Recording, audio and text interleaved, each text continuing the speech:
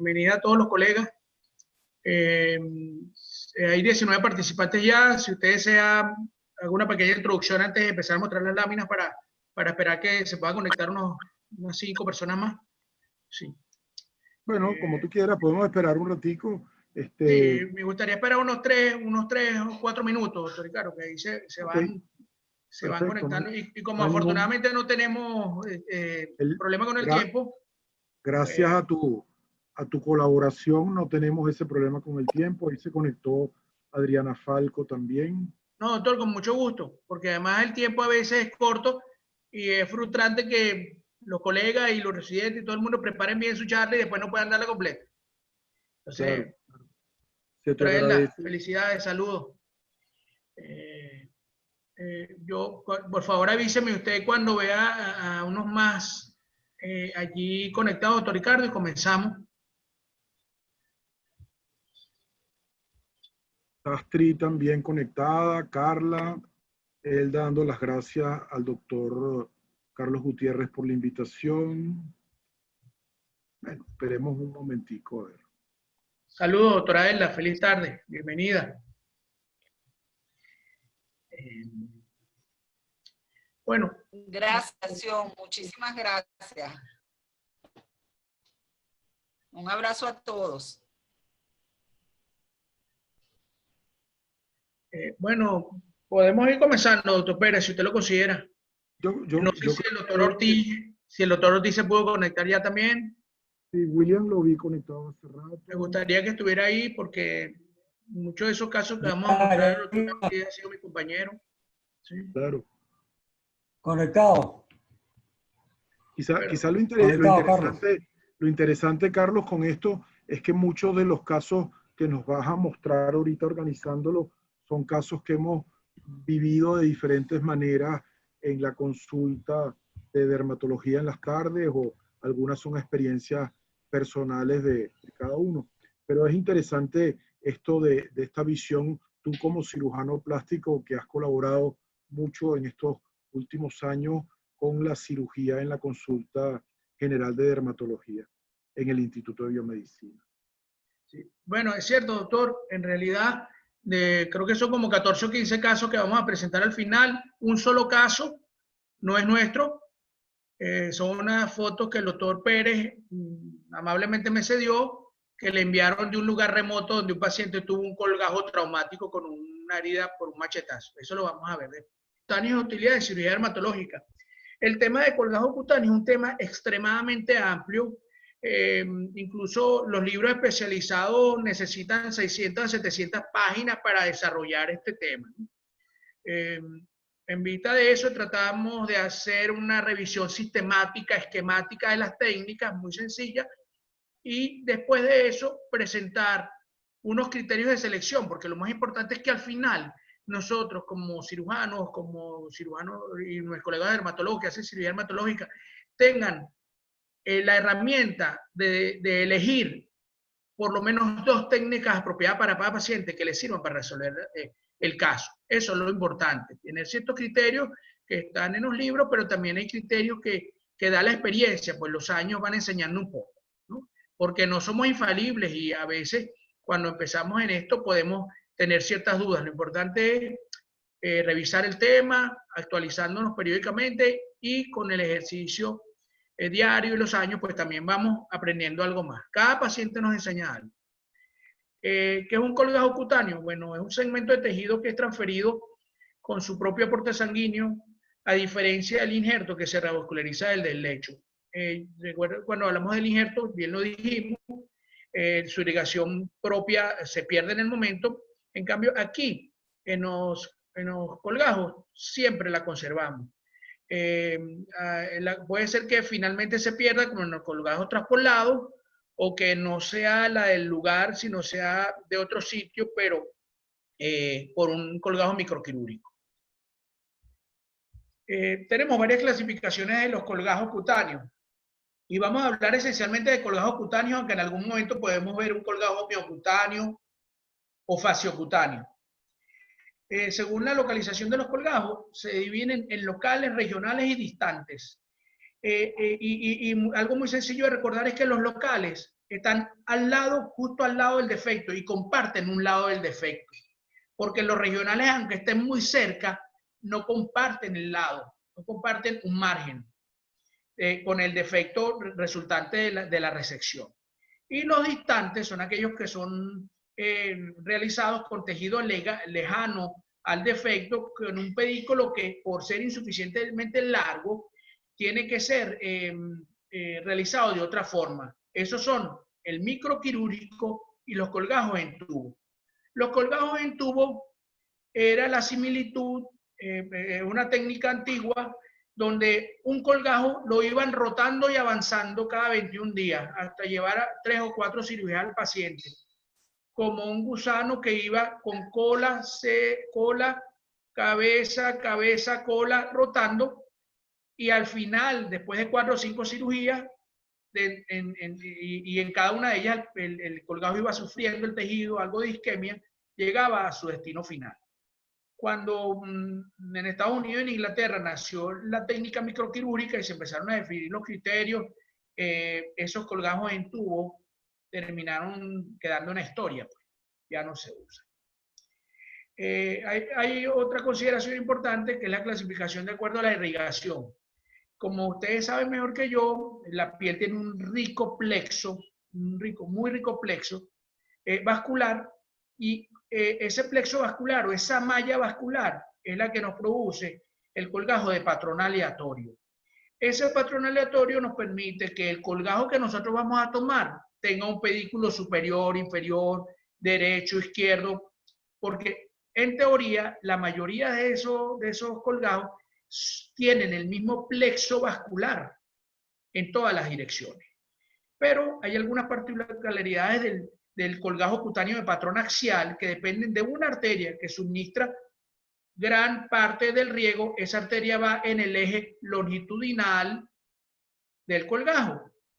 Y el ejemplo más representativo es el colgajo, antiguamente llamado colgajo indiano, el traspolado frontal, normalmente para grandes efectos de nariz, que tiene desde la arteria troclear su emergencia, y cuando vamos a hacer un colgajo con patrón axial, siempre debemos dibujar muy bien el colgajo para saber que en la sección del colgajo no vamos a cruzar perpendicularmente el vaso, porque si no dejamos al colgajo sin irrigación.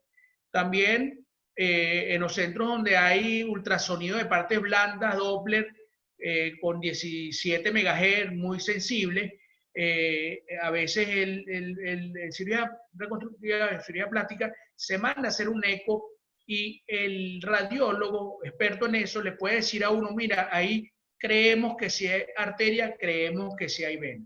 Eso a veces es una información muy importante, sobre todo en el paciente que tiene cirugías previas en la región. Según la composición del colgajo, y aquí vemos 4, pero en realidad son 3, el dibujito de aquí arriba lo que nos está mostrando es el rico plexo, la rica malla de la que hablamos en el patrón aleatorio, pero nosotros podemos tener nuestro colgajo cutáneo, nuestro colgajo faciocutáneo, vean aquí la aponeurosis en su cara inferior, y el colgajo musculocutáneo. Los colgajos faciocutáneo y musculocutáneo no los hacemos frecuentemente. Lo hacemos cuando vamos a operar pacientes junto con otras especialidades, por ejemplo, dermatología, donde colocan una prótesis de rodilla o una prótesis de hombro o un material protésico que queda muy expuesto bajo la piel, queda muy cercano bajo la piel. Entonces, para cubrir ese material, realmente hacemos estos colgajos musculocutáneos. Esta es una foto muy sencilla, pero que nos trae un concepto que es básico, es fundamental. Es el ABC de los colgajos.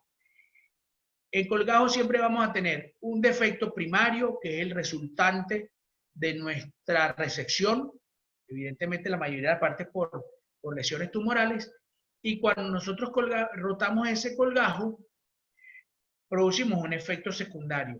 ¿Qué pasa con este efecto secundario? Este efecto secundario nos lleva a unas condiciones de ese margen que, si no es bien tratado, también lo hace vulnerable. Por eso, en la mayoría de las técnicas, cuando hacemos el cierre del defecto secundario, solemos liberar este borde, este plano lo liberamos y quitamos la tensión secundaria. Al quitar la tensión secundaria, le estamos quitando tensión a este margen y tensión a este borde. Cuando hablamos ahorita de un colgajo local, este es un local, ustedes vieron ahí que él comparte un lado del defecto con el colgajo. Y aquí vamos con el otro concepto básico, que es el movimiento primario y secundario.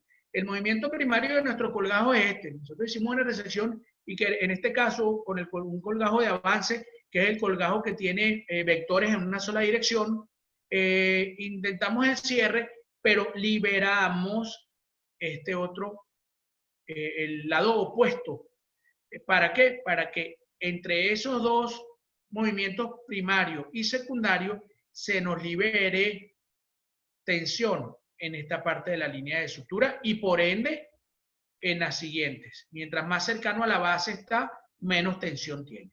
Estos son los triángulos de Burrow que no solemos, yo particularmente no suelo resecarlos mucho.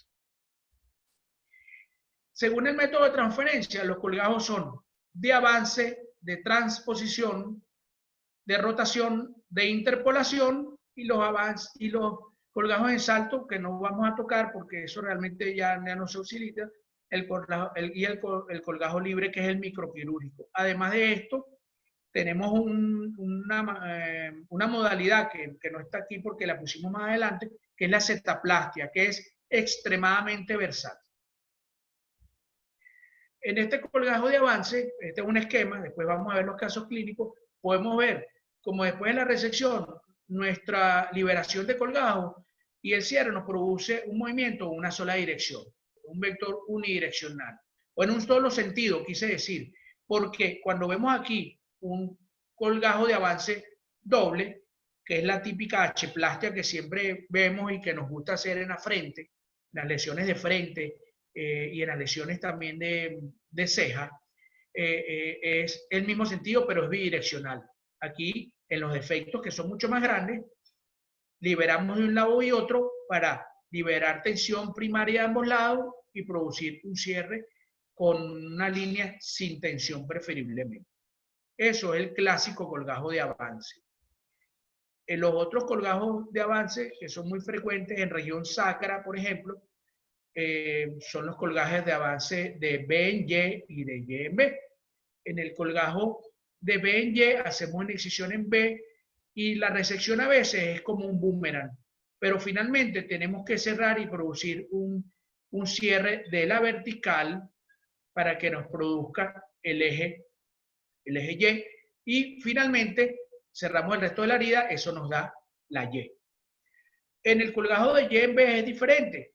En ese colgajo generalmente se hace en tumores que están por debajo del vértice, se resecan esos tumores y se logra el vértice original trasladar por avance hasta el otro extremo. Ahí tenemos como el colgajo de Y se nos transforma en una B. Estos colgajos son muy versátiles y sencillos de hacer. Siempre debemos tenerlos en cuenta. En cambio, el colgajo de transposición es un colgajo que por la dinámica que tiene, porque es un colgajo que pivotea sobre sí mismo, pero que en su diseño final no es sobre un eje totalmente circular.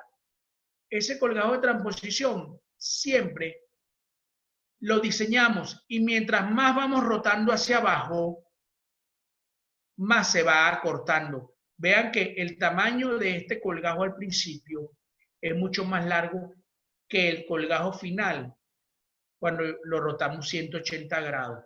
A los 135 grados, según este autor, ya hemos perdido el 25% de la longitud. Entonces, por eso es que estos colgajos en zonas de mucha tensión no son muy útiles, porque tienden a cortarse. Esos son los colgajos de transposición. Y los colgajos más frecuentes de transposición son los colgajos romboidales, este es el clásico Limber. El colgajo de Limber es el colgajo más versátil que hay en cirugía reconstructiva. El doctor Dufermelet le hizo luego una corrección a la técnica para ampliar un poco más estos 120 grados y quitarle un poco de tensión a este punto final. Pero a pesar de eso, Limber es muy recordado porque Limber sirve en casi todas las zonas del cuerpo. Este colgajo es muy útil. Y el colgajo bilobulado, del cual siempre tenemos el clásico ejemplo de los tumores en punta, incluso en tercio inferior de nariz, hasta tercio medio, unión de tercio medio y tercio inferior. En cambio, en los colgajos de rotación, como pivotean con configuración curvilínea, como dice aquí, son unos colgajos que durante toda al reconstruir la cicatriz, no generamos tensión. Esto no se nos acorta como ocurre en el colgajo de transposición. Aquí no hay acortamiento. Y por eso es que nuestra mayor línea de tensión no está aquí en el vértice, está aquí, en esta base. ¿Por qué? La fuerza que se ejerce es en este sentido. Los colgajos de rotación también son muy, muy versátiles. Y el colgajo interpolado es un colgajo a distancia, porque no comparte ningún margen con el defecto original. Hay que usarlo cuando las adyacencias del defecto no son compatibles o no tienen las propiedades para ejercer como área donante, o cuando, en los casos que no hacemos un injerto, hay momentos en que el traspolado puede ser sustituido por un injerto. En este traspolado tenemos una primera y segunda etapa. En la primera etapa rotamos el colgajo, pivotea el colgajo y queda un pedículo sobre un área de piel normal. Eso condiciona que a los 21 días aproximadamente haya que seccionar el pedículo para poder darle la configuración final a la reconstrucción.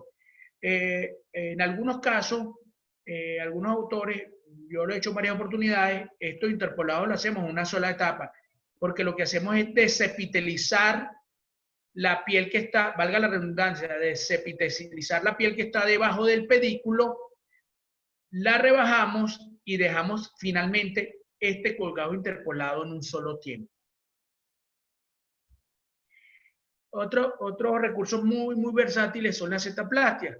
Y les confieso que las cetaplastias son extremadamente nobles y casi no presentan complicaciones, son muy útiles y las olvidamos frecuentemente. Les aconsejo que tengan las cetaplastias siempre en cuenta, porque en muchos territorios del cuerpo las cetaplastias son un recurso muy útil. En la cetaplastia lo que hacemos, yo le digo a la cetaplastia el colgajo de enroque, porque lo que hacemos es diseñar o resecar, diseñamos nuestros vértices y luego el vértice del punto A va para el punto B y el vértice del punto B para el punto A. Eso es como un enroque de esa cetaplastia. La cetaplastia también tiene una gran ventaja. Cuando las convertimos en W-plastia, que son cetaplastias continuas una sobre otra, como una W grande, logramos aumentar mucho la longitud de una cicatriz. Y tengan en cuenta la W-plastia, cuando tengan pacientes que después de cirugía en cuello hicieron cicatrices queloideas, el cuello es una zona que parece que no fuera tensa, pero siempre está sometida a tensión. Cuando tengan que resecar queloides en cuello, siempre tengan las cetaplastias y las W-plastias a la mano. Entonces, ¿qué ocurre con nuestro colgajo? Cuando nosotros vamos a diseñarlo, tenemos que tener en cuenta algunos conceptos sencillos sobre su anatomía. Sabemos que el colgajo tiene dos plexos vasculares, uno profundo y uno superficial, que se interconectan entre sí y que vienen de las arterias subcutáneas. Algunas de esas vienen de más abajo, de las perforantes musculares. El hecho de que tengamos estas dos redes vasculares nos permite hacer que haya facilidad de hacer colgajos más finos o colgajos más gruesos. Porque cuando vamos a hacer un colgajo a una zona receptora muy fina, un colgajo muy grueso, evidentemente produciría un efecto antiestético. Es importante acotar sobre la anatomía del colgajo que cuando hacemos la resección, desnervamos un poco el colgajo y esa desnervación produce en un principio fenómenos de vasoconstricción que pueden producir isquemia, sufrimiento del colgajo, pero finalmente producen vasodilatación y esa vasodilatación en teoría mejora la supervivencia. Entonces, cuando vemos el colgajo como unidad funcional, tenemos que tener en cuenta algunas alteraciones fisiológicas que el colgajo puede sufrir. El primero es la deficiencia de la irrigación vascular arterial, que es producto de cirugías previas en el área o una realización defectuosa de la técnica, donde en la resección desvascularizamos mucho ese colgajo. Así como desvascularizamos con el plano vascular arterial, también lo podemos hacer con el venoso. Y algunos autores dicen que el sufrimiento venoso es peor que el sufrimiento arterial. ¿Por qué? Porque cuando hay disminución de ese retorno, hay un fenómeno de éstasis vascular que después desencadena una cascada de fuga capilar, inflamación, y eso se debe tratar. Hay algunas formas de tratar esa disminución del retorno venoso y de eso hablaremos ahora. La sección simpática, como dijimos, produce vasoconstricción en un principio y se dice que a través del mecanismo nervioso puede haber aumento de la producción de radicales libres. Como toda cirugía, nuestro colgajo se va a inflamar. Y dependiendo del área en que estemos trabajando, debemos ser cuidadosos en la manipulación. Cuando hacemos una técnica con delicadeza, cuando usamos el electrocauterio con prudencia, logramos menos inflamación o producimos menos inflamación. Por eso, dependiendo de la región, debemos ser prudentes porque no es lo mismo un proceso inflamatorio en un antebrazo que un proceso inflamatorio en punta nasal, donde tenemos circulación terminal y la inflamación puede ser más perniciosa, producir un efecto más pernicioso.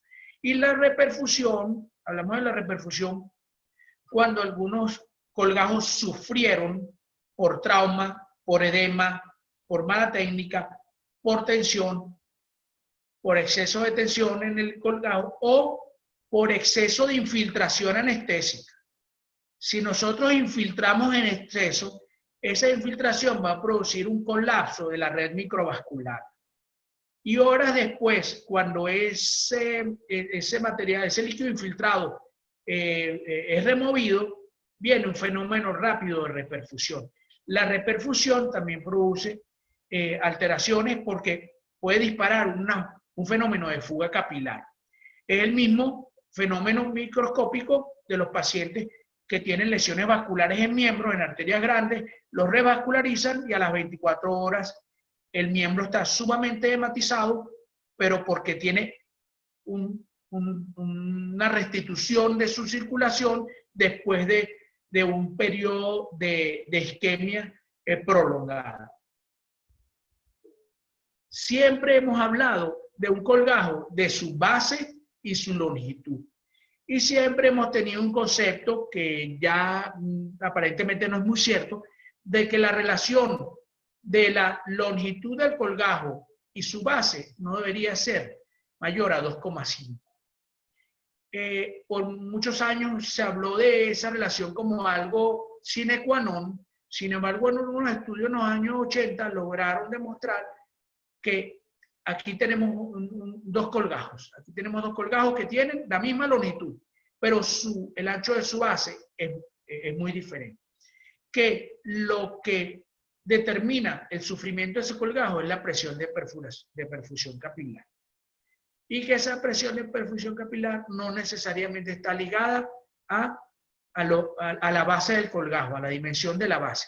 De todas maneras, aunque algunos autores digan eso, yo particularmente en la práctica diaria evito esto. O sea, porque aunque estos estudios digan eso, es lógico que mientras más base tengamos, nuestra red capilar, que nos da el patrón aleatorio, es más rica. Entonces, esto, aunque sea controvertido, siempre debemos cuidar. Entonces, ¿qué pasa cuando tenemos un colgajo? Cuando lo diseñamos y lo levantamos. Hay situaciones que promueven la viabilidad del colgajo y hay situaciones que producen la isquemia y la necrosis. La viabilidad del colgajo la podemos mejorar con oxígeno hiperbárico, cuando está indicado, con la administración de arginina, porque son precursores de algunos metabolitos que producen vasodilatación. La vitamina E también, pero hay controversia sobre la vitamina E y el sangrado. El aropurinol a baja dosis también produce un poco de vasodilatación, y la manipulación metabólica. Cuando hablamos de manipulación metabólica, y en esto recuerdo al doctor Pérez que siempre le dice a su paciente con colgajo, vaya y se pone hielito hoy en la casa. Bueno, la manipulación metabólica tiene que ver con que ponemos en reposo ese colgajo, le quitamos su requerimiento metabólico, bajándole un poco su temperatura. Por supuesto que es por periodos cortos de tiempo y no son temperaturas extremas, porque el frío extremo también nos produce vasoconstricción. Pero la manipulación metabólica habla sobre eso. ¿Qué puede ir contra el colgajo y producirnos isquemia y necrosis? La nicotina en los pacientes fumadores, la radiación en aquellos pacientes que recibieron radioterapia previamente, la torsión del colgajo, los pacientes que están recibiendo vasopresores en las unidades de terapia intensiva especialmente, y la anemia. Esto de la anemia es muy importante. Es bien que en cirugía dermatológica casi siempre hacemos colgajos pequeños, pero cuando vayan a hacer un colgajo grande por una reconstrucción, nunca lleven al paciente con menos de 10 de hemoglobina a quirófano. La anemia, evidentemente la molécula que transporta oxígeno al colgajo, en las anemias severas no se debe operar al paciente, se debe poner tratamiento para mejorar sus niveles de hemoglobina, y si vamos a una analogía de las anemias y los colgajos, una abdominoplastia, por ejemplo, en cirugía reconstructiva, en algunos casos la abdominoplastia reconstructiva, jamás la hacemos con pacientes anémicos. El colgajo de la abdominoplastia es un gran colgajo. Entonces, siempre tengan esto presente con sus pacientes en los colgajos grandes o en los colgajos de riesgo. ¿Cómo se nos complica un colgajo? Bueno, el colgajo se complica si sangra. Esa hemorragia puede ser inmediata o tardía, pero tenemos que estar pendientes de eso, y por eso ya vamos a hablar de cada cuánto vemos al paciente después de una cirugía. El seroma, como en cualquier herida, el hematoma cuando esa hemorragia no drena por uno de los lados de la herida si no se colecta, la dehiscencia, que puede ser por dos situaciones, por necrosis propiamente dicha o por exceso de tensión. La necrosis, que es la complicación más temida, porque los colgajos, a diferencia de los injertos, cuando un colgajo se necrosó, ya ese colgajo dejó de existir. Y las posibilidades quirúrgicas que tenemos en la vecindad son cada vez menores. En cambio, si un injerto se complicó, nosotros podemos hacer otro injerto. Eso no se nos agotó. Y ya tardíamente, en la consolidación del colgajo, hay fenómenos de retracción. Otros autores también ponen la cicatrización viciosa como una de las complicaciones. ¿Qué vamos a hacer? Todo esto nos sirve como un marco teórico, pero lo importante es que nosotros, cuando tengamos al paciente, tomemos en cuenta cómo vamos a seleccionar nuestro colgajo. Y para eso, evidentemente, tenemos tres objetivos que son reconstructivos siempre: restaurar la forma y la función del defecto. Aunque uno hable de este término reconstructivo, evidentemente en cirugía plástica facial especialmente, el aspecto estético del resultado también es muy importante. Segundo, minimizar la morbilidad del área donante. Por eso dijimos que tenemos que liberar o hacer movimientos secundarios para minimizar esa morbilidad. Y algo que es muy importante, ejecutar técnicas menos complejas que ofrezcan las mismas ventajas.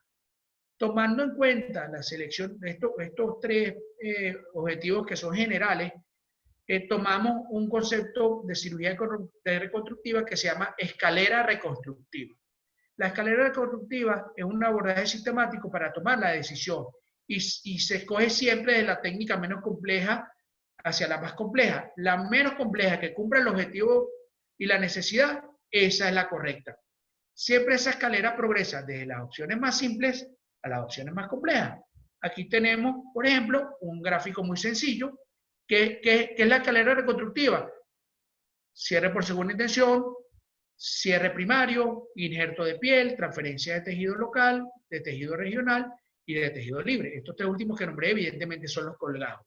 Pero siempre en esa escalera reconstructiva debemos plantearnos el peldaño más bajo que ofrezca el mismo resultado estético y funcional.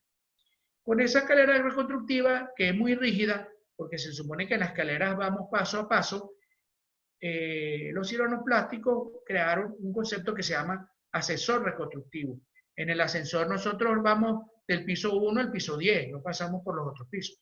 Eso es el ascensor reconstructivo. Cuando la mejor solución no es la más sencilla, la mejor solución no siempre está en la planta baja. A veces la mejor solución es mucho más alta en esa escalera reconstructiva y elegimos esa opción que aunque esté alta va a dar el mejor resultado y requiere un salto en la escalera. De inmediato nos vamos o a un colgajo local o a un colgajo a distancia. Entonces, cuando veíamos esto, la escalera reconstructiva, el ascensor lo que hace es que saltamos a un nivel superior sin haber pasado por los anteriores. Y en la práctica, por eso lo puse en negrita, el ascensor reconstructivo siempre debe ser el modo habitual de selección del colgajo.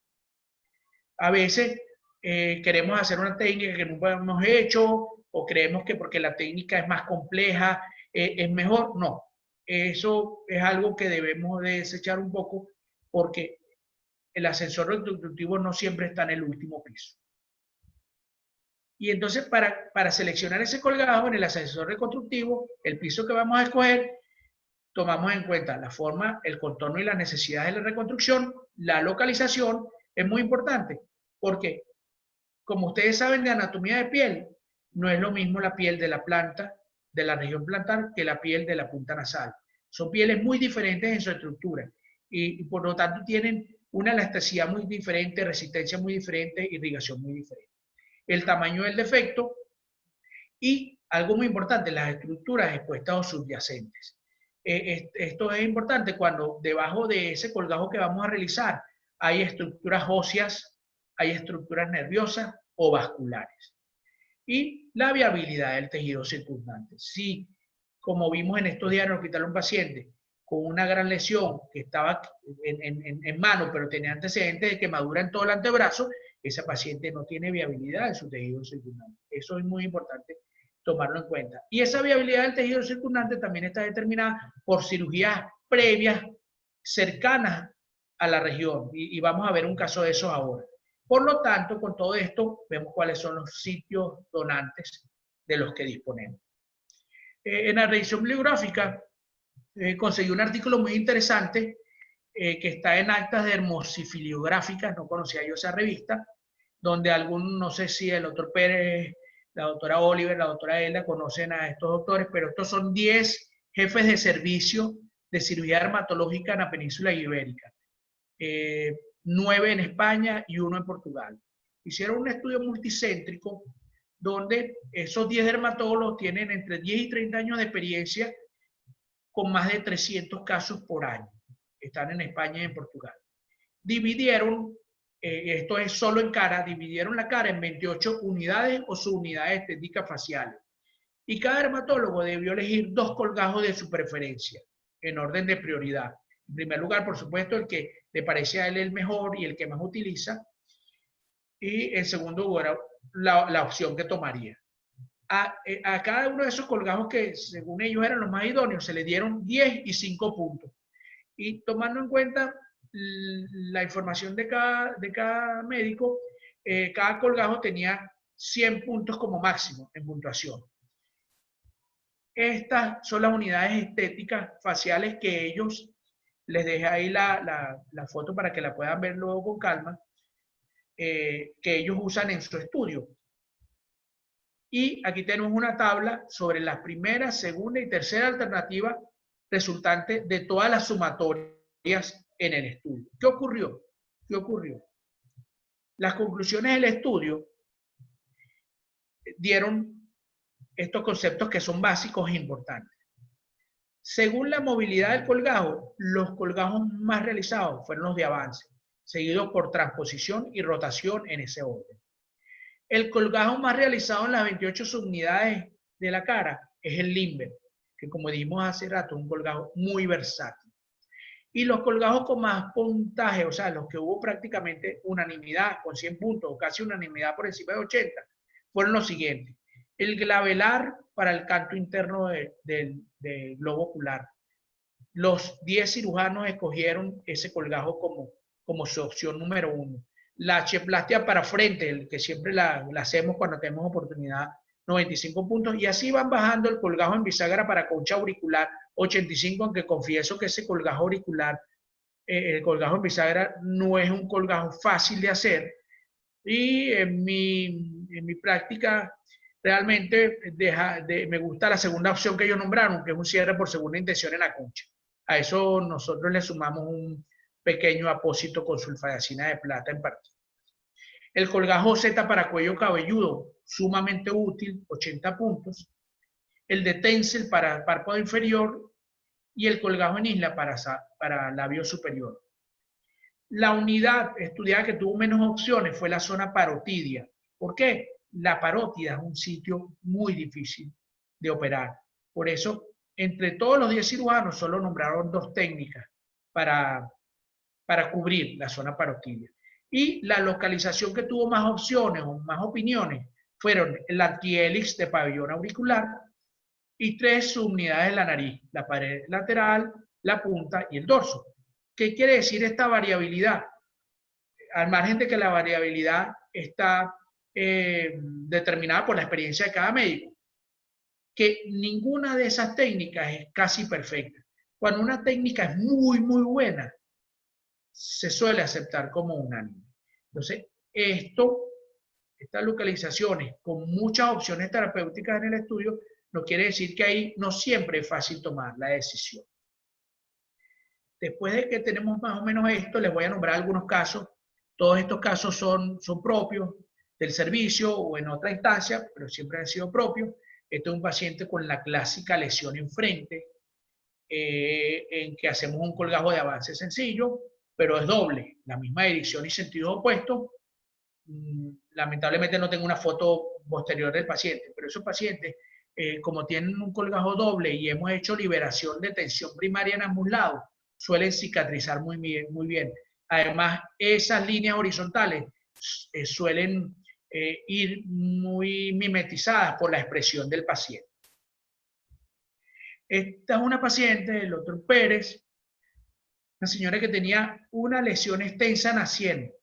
En realidad eran 3 lesiones, parecían 3 lesiones porque había aparentemente tejido sano entre ellos.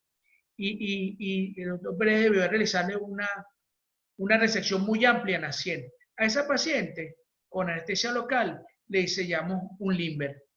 Ven la forma bastante romboidal del colgajo.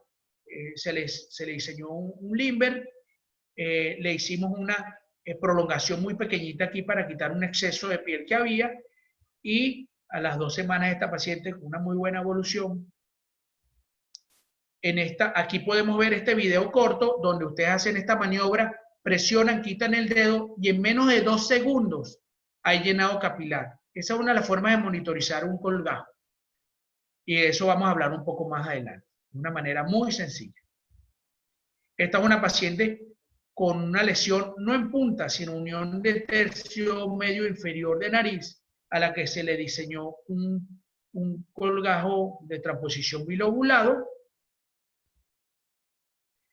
Aquí tenemos, después que está el colgajo hecho, ponemos el primer punto, se supone que es el punto de mayor tensión, que está aproximadamente aquí, y después de eso vamos armando nuestro colgajo y seccionando piel que pueda faltar. Esta paciente es un postoperatorio mediato. Ustedes ven ahí un poco de retracción, de unos 2 milímetros de retracción de ala nasal izquierda, pero eso es producto del edema. A los pocos días esa retracción mejora. Aquí tenemos una paciente, y lamentablemente cada vez es más frecuente que veamos a los pacientes llegar con estos tumores que son muy grandes. Porque este tumor, el tamaño de este tumor es pequeño para un brazo, para una pierna, para un abdomen. Pero en la zona donde está, que involucra párpado inferior y parte de mejilla, es un colgajo muy grande. Vean el tamaño de la resección que hubo que hacerse a ese paciente.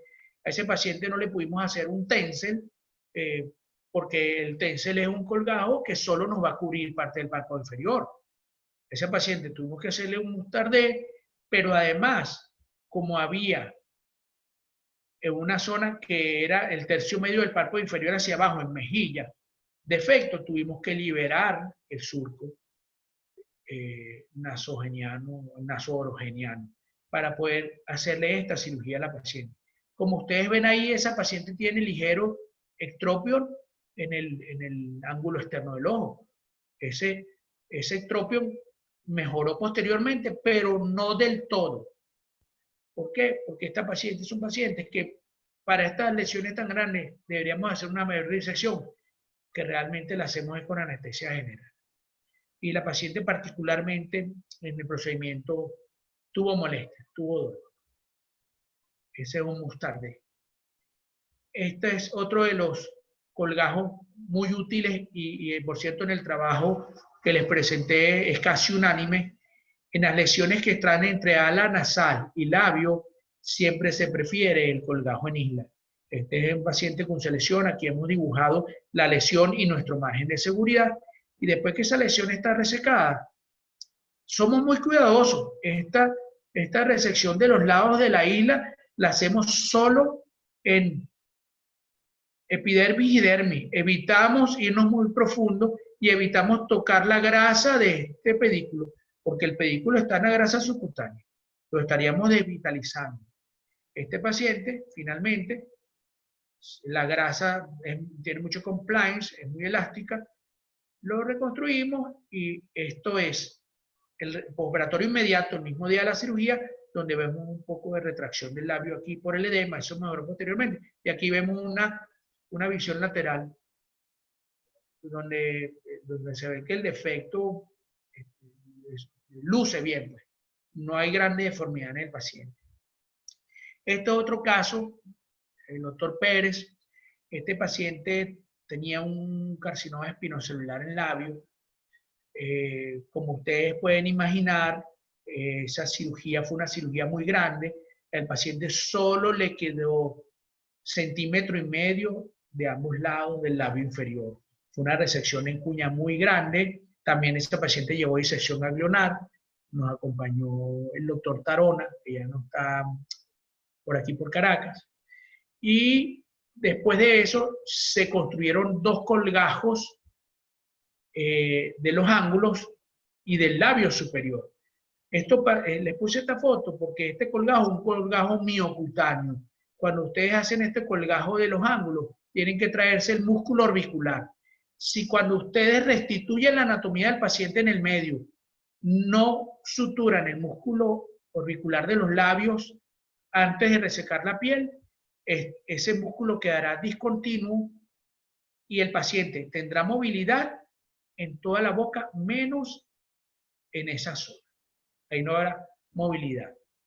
Este paciente, esta es una cirugía que además de restituir al paciente, uno de los objetivos que uno busca siempre es que el paciente pueda conservar su apertura bucal. Este paciente, bueno, esta foto más o menos de 1 año después de su cirugía. Y aquí tenemos lo que serían varios colgajos de avance juntos. Esto es un paciente con un tumor bastante grande en su hélix.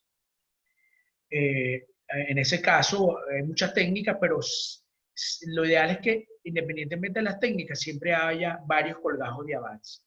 Este paciente, después de tener este gran defecto, que lo vemos aquí por delante y por detrás, logramos hacer 2 colgajos de avance superior e inferior. Aquí se ve que liberamos mucho más el inferior, el hélix propiamente dicho, y este es el resultado del paciente a la semana de operado. Estos pacientes con estas técnicas siempre van a perder 1 centímetro de altura y más o menos 1 centímetro de ancho en lo que es el tamaño de su pabellón. Aquí tenemos un gran tumor en la región deltoidea. También es un paciente de nuestro servicio. Este paciente tenía este tumor que tomaba la región acromial y parte de la región deltoidea. Cuando quitamos esta lesión, nos resulta un gran efecto. Y aunque estos son pacientes de casos que uno no ve en los libros, bueno, los años te enseñan a ir sobre la marcha. Estos son los pacientes en que uno sobre la marcha va decidiendo. Sobre la marcha tratar de tomar la mejor decisión. Aquí vemos cómo liberamos un primer colgajo, lo colocamos en el que va a ser su sitio definitivo y liberamos la tensión secundaria de esta área para poder cerrar aquí sin que este colgajo se nos movilice tanto hacia la periferia.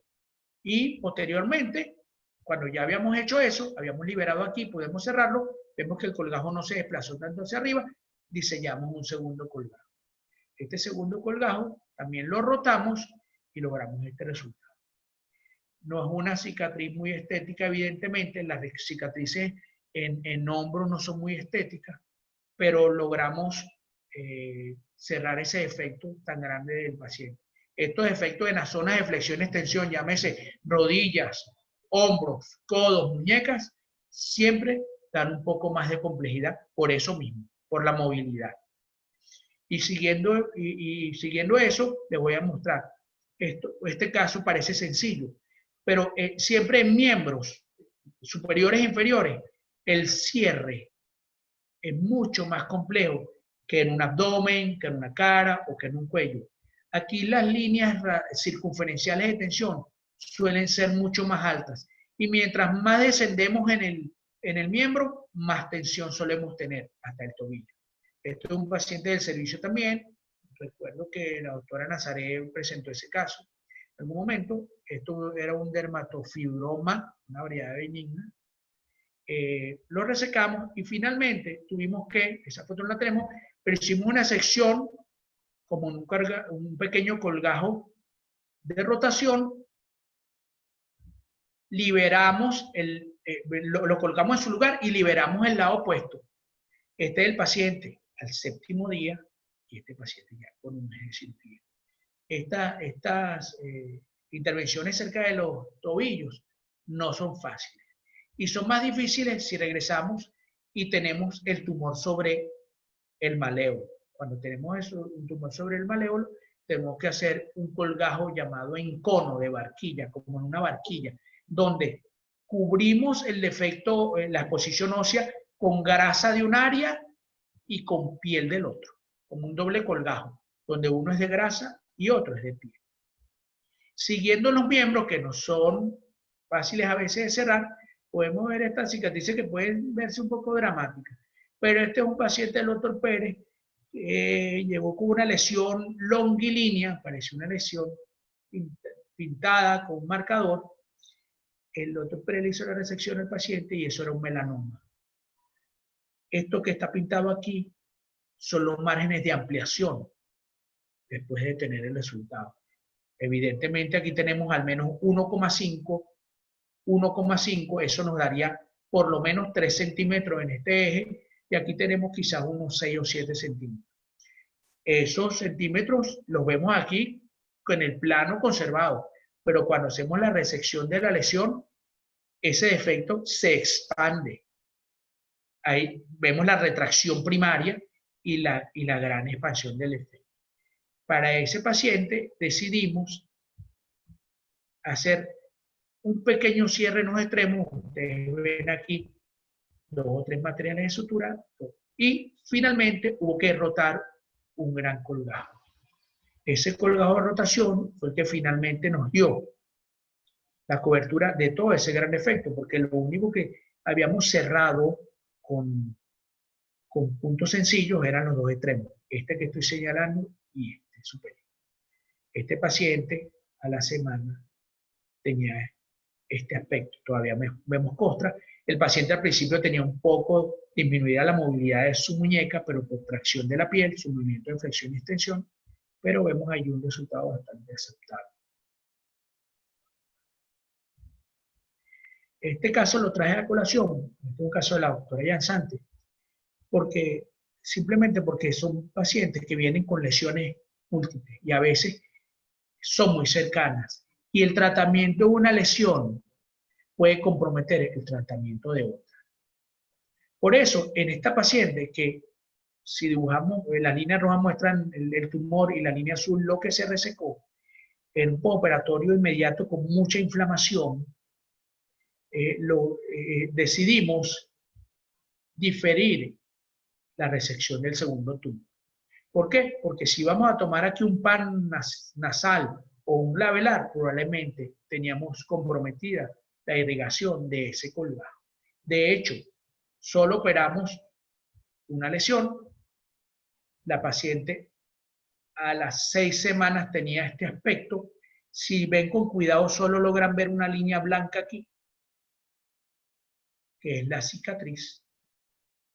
Y tomando en cuenta que este tejido o esta área que sería parte del pedículo de un labelar o un van nasal pudiera estar comprometida, lo que hicimos fue dibujar un colgajo tomando en cuenta o tomando de la mano el concepto de la circulación aleatoria, un colgajo reverso, donde la base la hicimos inferior, y sacamos este colgajo que estamos viendo aquí, lo subimos, y esa paciente al mes de esa cirugía tenía, les debo esta foto, discúlpenme, esta foto, la paciente al mes de cirugía tenía un resultado muy bueno, tanto en región infraorbitaria como nariz.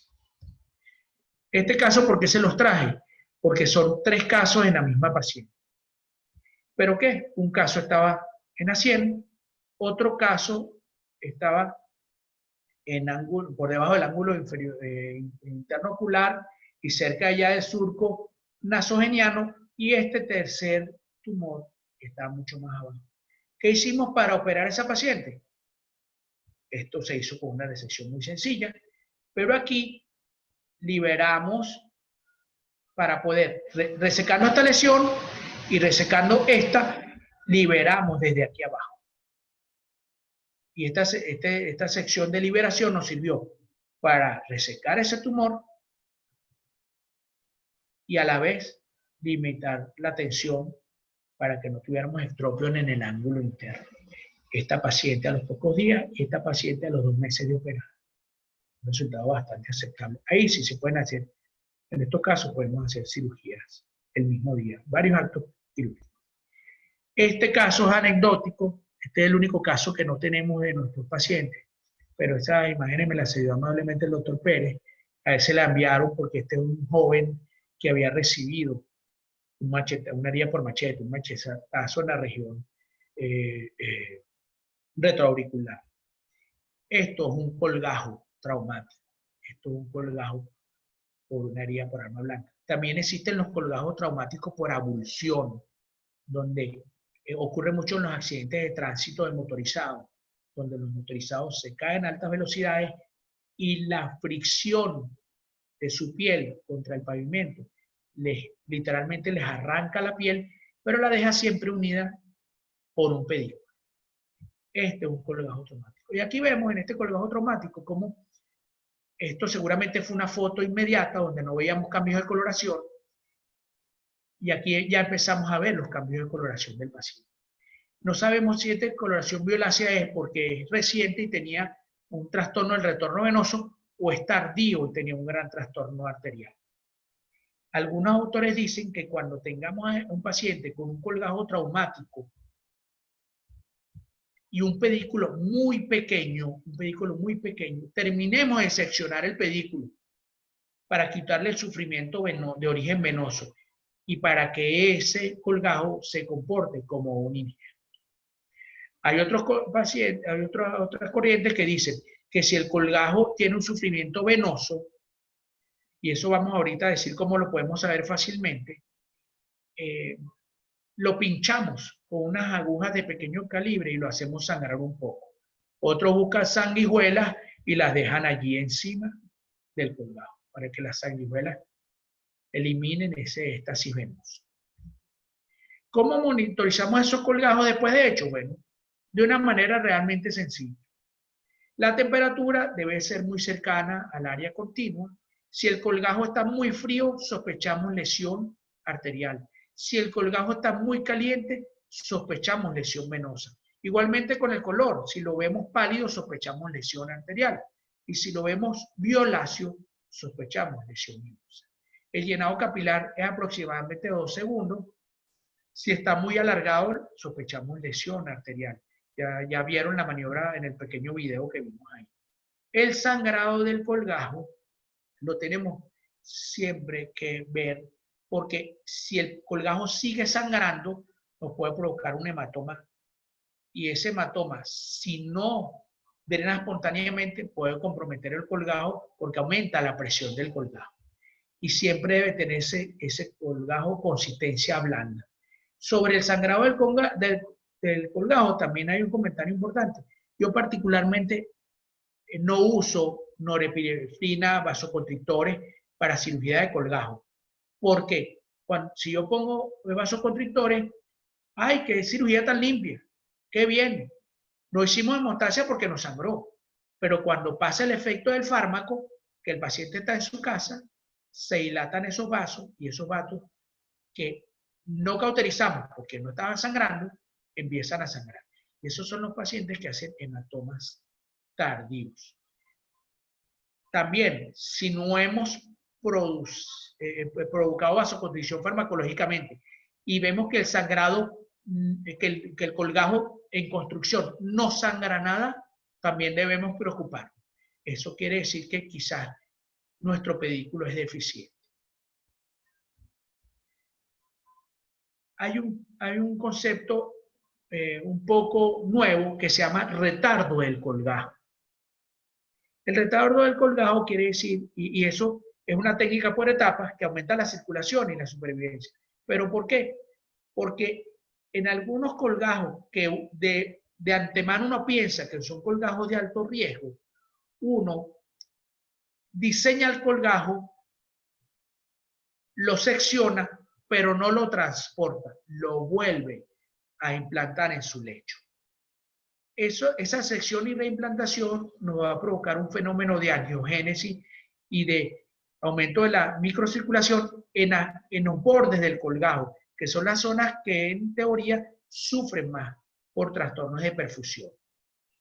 Eso hace que cuando estemos trabajando, a las 2 semanas, que es que vamos a trasladar el colgajo, ese colgajo del que dispondremos sea más grande.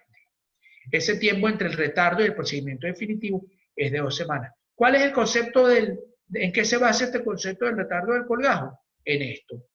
Esto es nuestro colgajo y vemos como en el postoperatorio inmediato empiezan a invadirlo vasos desde la periferia. Hay angiogénesis, este es un dibujo para simular el fenómeno de angiogénesis. El fenómeno de angiogénesis también ocurre en todos los bordes del colgajo. Y esos son los bordes que sufrirían si no existiera esta angiogénesis reciente e hiciéramos la cirugía en un solo tiempo. ¿Qué podemos recomendarles a los residentes cuando vamos a hacer una cirugía con colgajo? Siempre considerar al menos 2 técnicas para el caso. Y yo particularmente les voy a dar un consejo. Yo tengo muchos años en esto, pero en muchos casos, el día antes de operar, agarro mi libro y reviso, porque hay cosas que podemos obviar. Y también hay cosas nuevas que podemos aprender. Esto, buscar las cicatrices en las potenciales aeronaves es importante. Recuerden esa foto de la señora con 2 cirugías en 2 tiempos diferentes. Una foto donde esa cicatriz es muy poco visible. Si no la vemos y tomamos un pedículo de esa zona, nuestra segunda cirugía va a fracasar. No despreciar nunca la escalera terapéutica. Evaluar el colgajo siempre a las 24, 72 horas y 5º día. Los cirujanos en eso somos un poco neuróticos, valga la palabra, porque siempre y el paciente a veces se queja, no, doctor, yo no quiero venir mañana, no, yo no quiero venir 3 días, no, yo no quiero. Usted tiene que venir, porque en cada uno de estos periodos del postoperatorio, 24, 72 horas o 5º día, vemos complicaciones diferentes y el paciente no sabe de complicaciones. Si no las vemos nosotros, la complicación sigue su curso y puede haber problemas. En los colgajos de muy alto riesgo de necrosis, siempre considerar el oxígeno hiperbárico, los antiagregantes y el retardo del colgajo. Jamás olvidar los principios básicos de cirugía, que son antisepsia y hemostasia. Pudimos hacer una técnica muy perfecta, por decir una palabra, o perfecta, pero si nuestro paciente se nos contamina o si nuestro paciente empieza a sangrar en el operatorio, hemos perdido parte de nuestro trabajo. Ante la duda, siempre consultar. Y a mí me gusta siempre decir esto, el trabajo en equipo. 2 personas ven más que una. Y 3 más todavía. Siempre uno está operando y su compañero le hace a uno un comentario sobre, o una opinión sobre algo que debe o no debe ser, y generalmente uno la escucha. Y en muchos casos uno la toma en cuenta para seguir con el acto. Y algo que siempre debemos tener en cuenta, siempre existe algo por aprender. Bueno, espero que este tema, que es muy largo y que lo resumimos en una hora, les haya servido de algo, pues. Sobre todo para enfocar el estudio. A veces uno toma el libro y no sabe por dónde empezar. Entonces aquí tenemos algunas consideraciones que son básicas para saber por dónde comenzar. Muchas gracias, Carlos. Excelente revisión y sobre todo mostrando experiencia personal y cosas que se han ido realizando en la consulta de dermatología en conjunto con los residentes. Quiero también manifestar que este año, junto con la doctora Vázquez, el doctor Ortiz, mi persona y el doctor Gutiérrez, hicimos una primera práctica en patas de cochino sobre rudimentos en cirugía, donde se intentó hacer algo de rotaciones de colgajo, que ojalá cuando superemos esta crisis de pandemia, podamos seguir haciendo otras prácticas con patas de cochino. Yo creo que un principio básico es siempre, como planteó el doctor Gutiérrez, uno planificar y más de una opción de cierre. Yo siempre le digo a los residentes, mínimo 3 opciones de cierre. Y a veces el éxito del colgajo no solamente depende de la planificación, sino de cosas pequeñas como tener un buen instrumental, qué tipo de anestesia se usó. Acuérdense que los Adson sin dientes machacan, comprimen mucho esos extremos de esos colgajos que son muy delicados. Ese manipuleo a veces necrosa mucho las puntas. ¿Algún comentario? ¿Alguien quiere hacer algún comentario? ¿Alguna pregunta? Ismeri, por favor, tienes una pregunta. Hola, buenas tardes. Buenas tardes, bienvenida. Bienvenida, doctora. Gracias. Bueno, primero felicitarlo, doctor, porque de verdad que ese es un tema bastante difícil. Mi esposo era cirujano oncólogo y le gustaba muchísimo hacer esos colgajos, sobre todo en cara, cuando operaba tumores. Pero una pregunta que yo siempre me he hecho es, ¿por qué no se utiliza el cierre por segunda intención y luego se corrige la cicatriz? ¿O en qué caso usted utiliza eso? Porque me pareciera como más sencillo.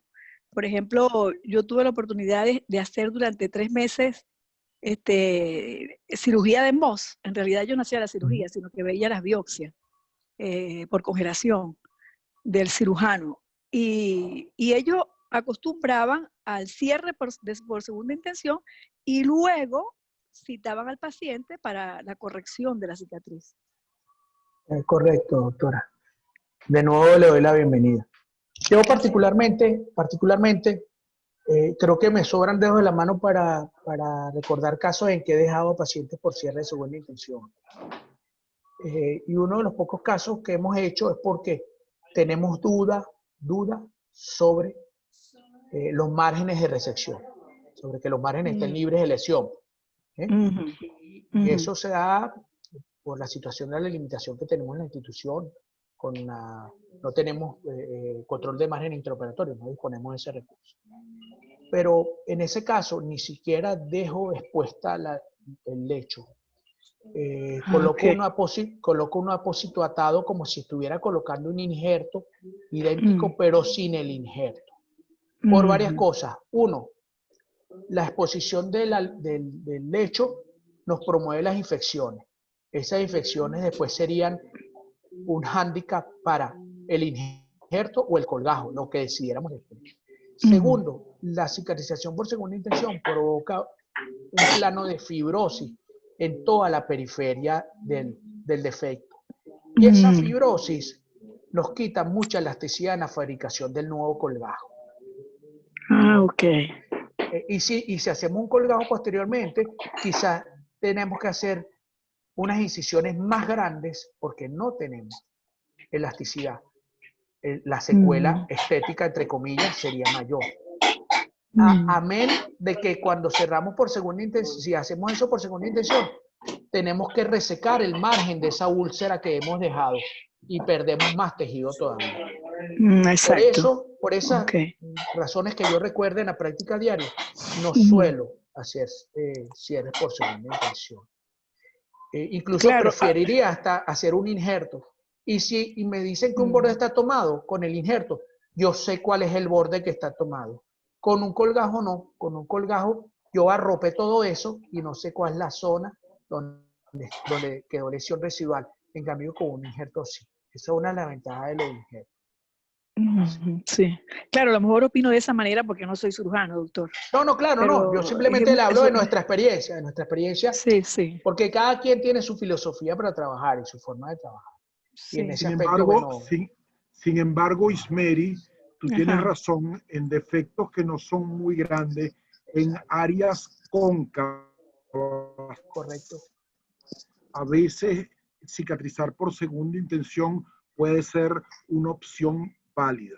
O sea, uno saca la lesión, el patólogo le reporta que no hay tumor en bordes y profundidad, le dice al paciente que venga en una semana, 2 semanas, y cuando vienes a ver, eso ha cicatrizado bastante. Concavidades en lesiones que no son muy grandes puede ser una opción válida. Yo no estaría de acuerdo en decir que nunca. Sí puede ser una opción válida. De hecho, en muchos casos estamos postergando.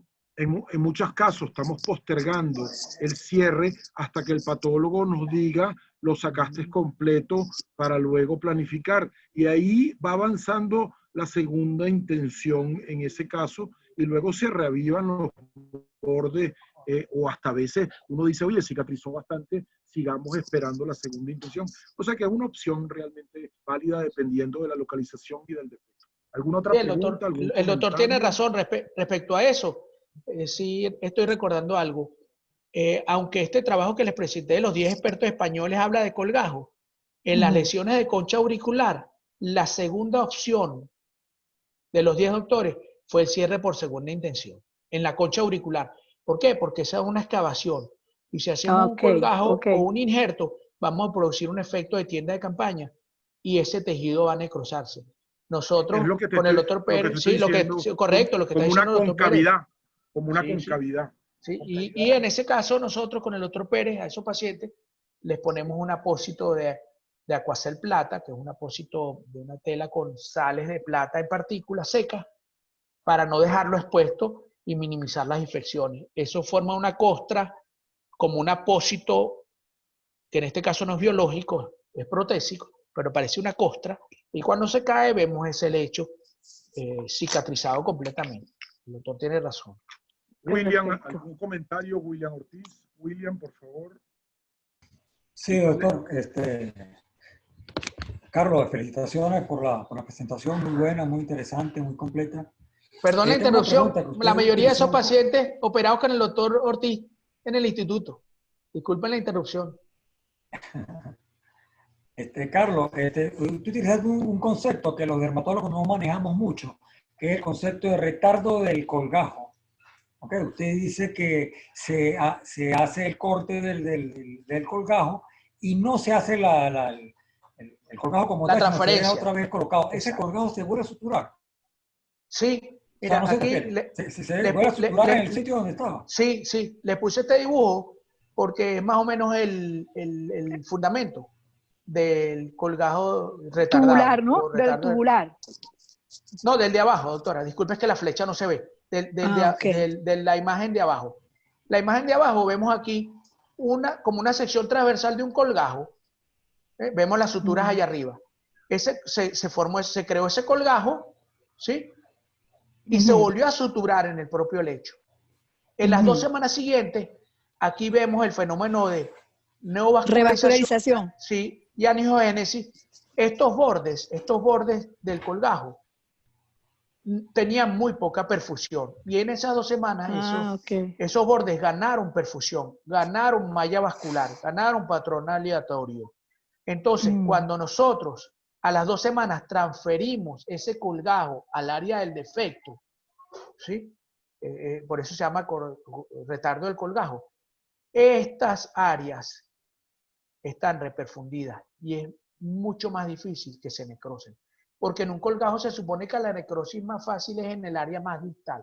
Y esas son las áreas más distales. Ese es el concepto, William, del retardo del colgajo. Eso se hace en colgajos en que de antemano uno piensa que va a haber trastornos graves de isquemia y consecuente necrosis. Por supuesto que todos esos pacientes deben ir a cámara hiperbárica antes y después de la cirugía. Nosotros con el doctor Pérez en la Clínica El Ávila tenemos ese recurso muy útil en pacientes que tienen diabetes, enfermedad microvascular, cirugías previas, gran daño actínico.